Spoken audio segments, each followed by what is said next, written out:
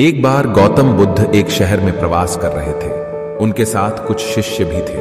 एक दिन उनके शिष्य शहर में घूमने के लिए निकले।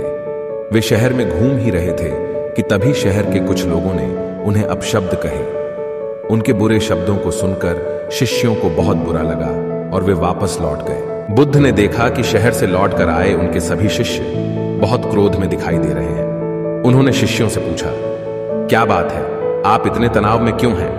तभी एक शिष्य क्रोध में बोला, हमें यहां से तुरंत चलना चाहिए। जब हम बाहर शहर में घूमने गए थे तो यहां के लोगों ने बिना वजह हमें बहुत बुरा भला कहा। जिस जगह हमारा सम्मान नहीं हो वहां हमें नहीं रहना चाहिए। बुद्ध ने कहा, क्या किसी और जगह तुम अच्छे व्यवहार की अपेक्षा रखते हो?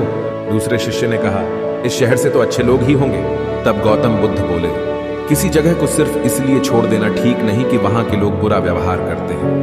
हमें तो कुछ ऐसा करना चाहिए कि जिस स्थान पर भी जाएं, उस स्थान को तब तक नहीं छोड़ें जब तक अपनी अच्छाइयों से वहां के लोगों को सुधार न दें। हम जिस भी स्थान पर जाएं, वहां के लोगों का कुछ न कुछ भला करके ही वापस लौटें। बुद्ध ने कहा, जिस प्रकार युद्ध में बढ़ता हुआ हाथी चारों तरफ के तीर सहते हुए भी आगे बढ़ता जाता है, ठीक उसी तरह उत्तम व्यक्ति भी दूसरों के अपशब्दों को सहते हुए अच्छे कार्य करता रहता है। खुद को वश में करने वाले प्राणी से उत्तम कोई और नहीं हो सकता। बुद्ध की बात शिष्यों को अच्छी तरह से समझ में आ गई और उन्होंने वहां से जाने का इरादा त्याग दिया।